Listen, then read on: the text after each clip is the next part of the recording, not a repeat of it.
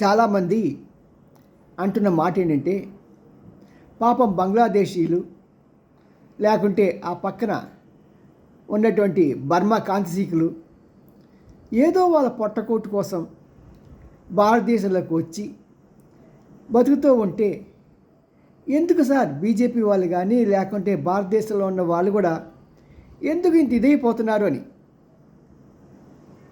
నిజమే కదా, అవునా? నేను ఒక సూటి ప్రశ్న వేస్తున్నాను.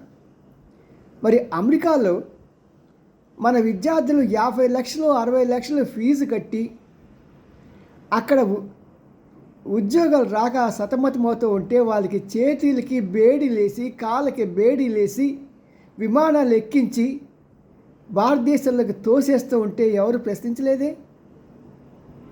ఓ కుహానా రాజకీయ నాయకులారా, కుహానా ప్రొఫెసర్లారా, ఓ కుహానా జర్నలిస్టులారా, దీన్ని మీరు ప్రశ్నించరేమి?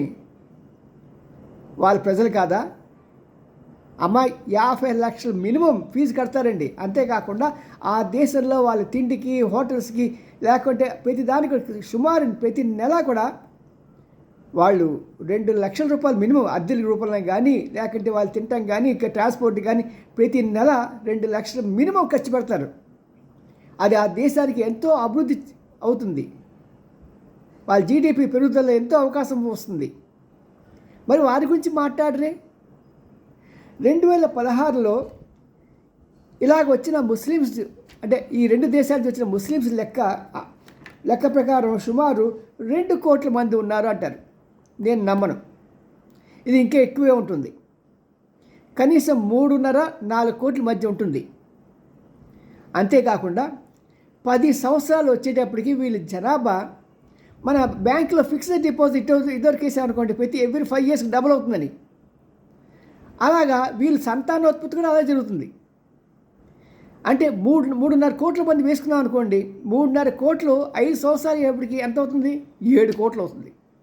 10 సంవత్సరాలు అయ్యేప్పటికి 14 కోట్లు అవుతుంది. ఈ 14 కోట్ల మంది వెస్ట్ బెంగాల్లో ఉన్నారా? ఉండరు. వాళ్ళకి చాలా టాక్టిక్స్ తెలుసు. కొంతమంది బీహార్కి పోతారు, ఇంకొంతమంది కేరళకి పోతారు, ఇంకొంతమంది హైదరాబాద్ చార్మినార్ దగ్గర పోతారు.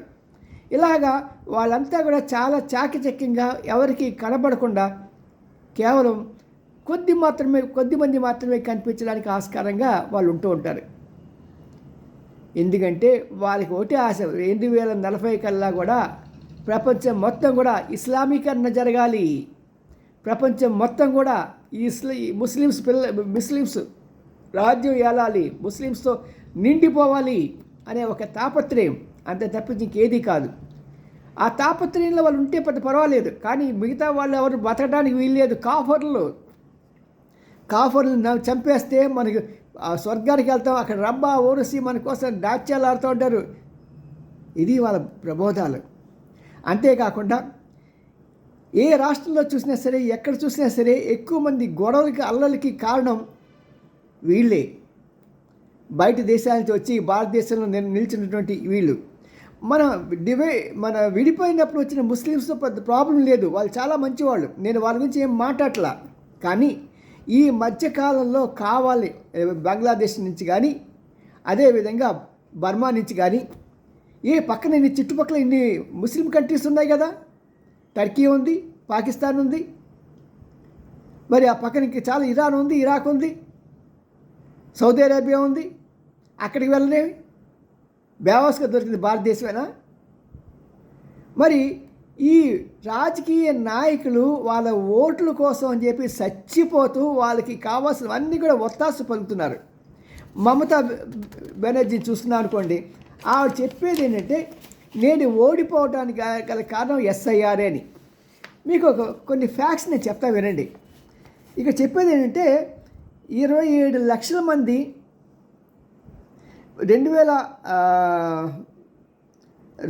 గత ఎలక్షన్లో హిందూసు 27 లక్షల మంది,